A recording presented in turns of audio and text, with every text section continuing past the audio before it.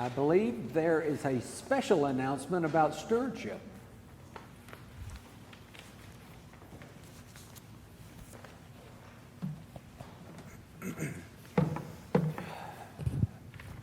Good morning.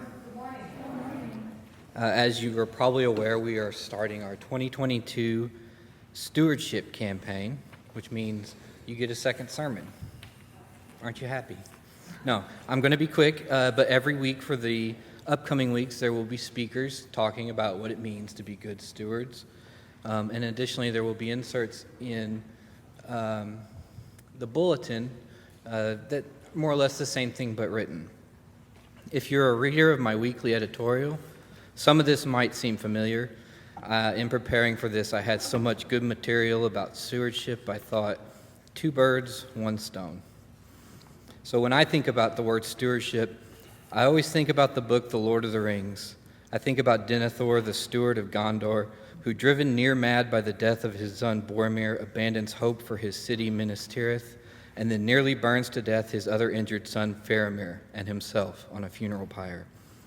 Denethor, of course, failed to do the one thing a steward is supposed to do: take care of the things and people that he had been entrusted with. Nerd alert, I know. That's, I guess, an example of really bad stewardship. So what is stewardship? It's taking care of something, a person, organization, or a property, often something that belongs to someone else. So then, what is good stewardship? It might be the most powerful tool we have as people. Good stewardship of knowledge allowed us to stand on the shoulders of our greatest thinkers to pick the next highest fruit. It allowed us to teach our children mathematical concepts that would seem like magic to children in the Middle Ages. It allowed a nomadic group of Jewish people to pass down word-of-mouth stories about their ancestors until eventually those stories became the Torah. Good stewardship is a sunrise not sullied by the smoke of a coal mine. It's picking up after ourselves. It's putting out campfires.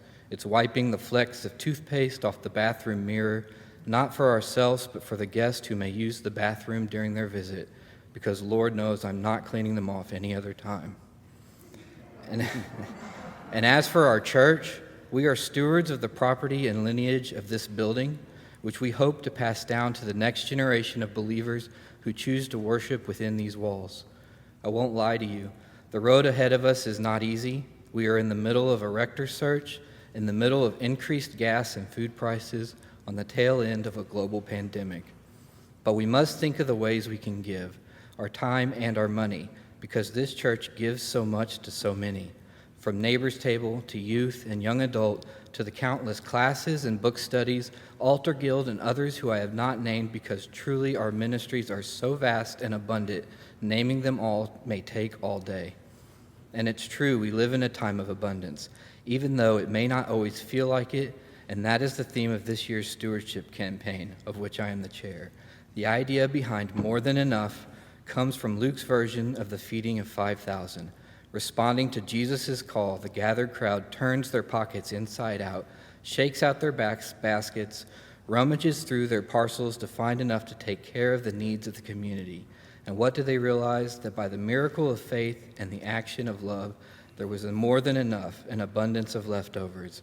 While we may not have miraculous coffers, our stewardship campaign is like that ancient story. Each of us contributing what we can provides enough. And though God has collectively provided for us in abundance, the need to give, both financially and through gifts of time and service, is vital to the future of this parish. Let us not be like Denethor, so blind we must catch fire before we realize our mistakes. Let's be good stewards together. Amen.